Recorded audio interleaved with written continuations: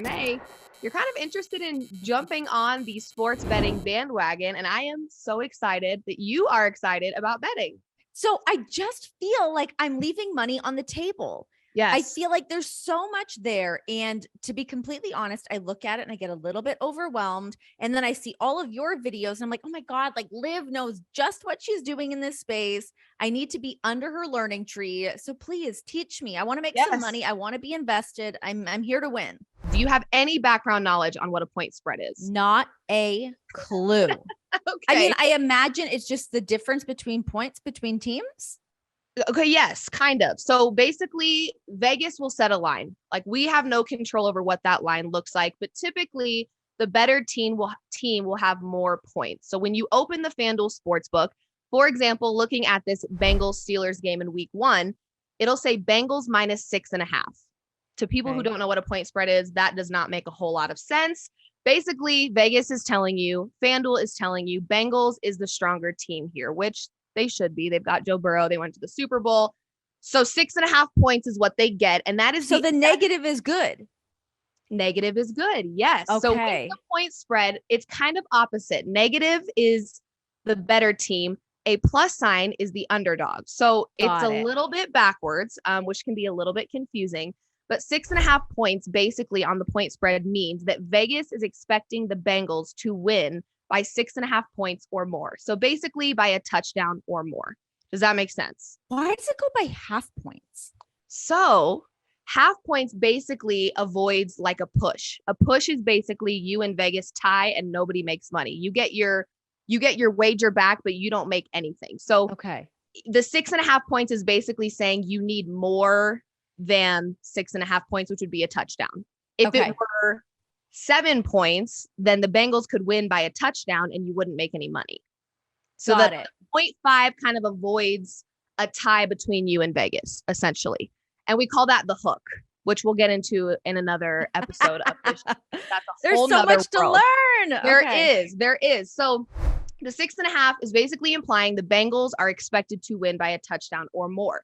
If you were to bet the Steelers at plus 6.5, you are saying that the Steelers just have to lose by less than a touchdown. They don't have to win. They just have to lose by less than a touchdown.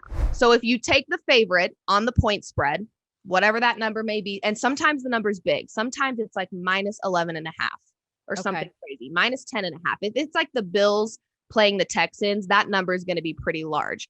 So you're basically saying this Bills team needs to blow them out.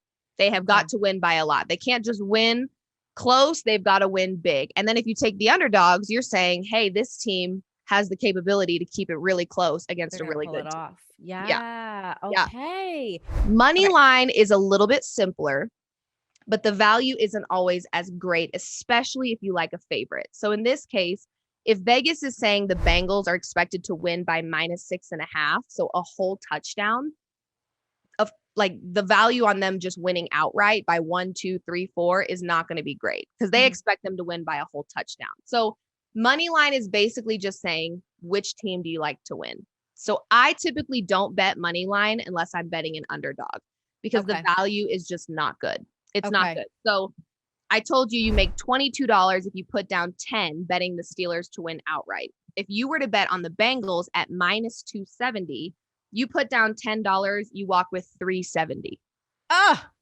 No thanks. Right. So if you are in favor of the Bengals winning, your best bet is to go with the point spread, especially if you think they're going to win big. There's no point in really betting the Bengals on the money line because the value is not great. I mean, so yeah, when you're really confident that a team is going to win, that's when you go, let's move into something a little bit more specific than just the win or loss. Okay. Yes. So when you pull up the FanDuel Sportsbook, you'll have the point spread, you'll have the money line, and then you've got this weird number that has O/U. Basically, that is the total, and you can bet either the over or the under. Okay. That is basically saying how many points are being scored in this game, both teams combined. So in this Bengals Steelers game, the total right now is 44.5 for both teams combined. Both teams combined. Okay. And it doesn't matter how the points get scored. It could be field goal. It could be touchdowns. It doesn't matter. You are just saying, I either think it's going to go over this total or under. Okay. So this is also another one that I think is a good start if you're just kind of trying to figure out sports betting. This point spread I feel like is definitely the trickiest, but the total is pretty simple. How many points are getting scored? So for me, I usually think about the total in a defense mindset. If I've got two solid defenses playing one another, there's probably not going to be a lot of points scored. So the under kind of feels a little more comfortable. If you've got two explosive offenses facing one another, the over looks appetizing. So you would think it's pretty easy. However, Vegas has that number so stinking accurate. And Where like do I they get mentioned, that number from? Like, how do they drum this up? some sort of Vegas Houdini. I really don't. I wish I knew, because the amount of times I have been sitting there, and this will happen where this point total for this Bengals Steelers matchup is 44 and a half. The amount of times it will hit 44 and not over 44 and a half, it happens all the time. Like I said, the hook, we'll get into that later. That's that 0.5. So the reason they have the 0.5 is because you can't end on 44. It has to be 45.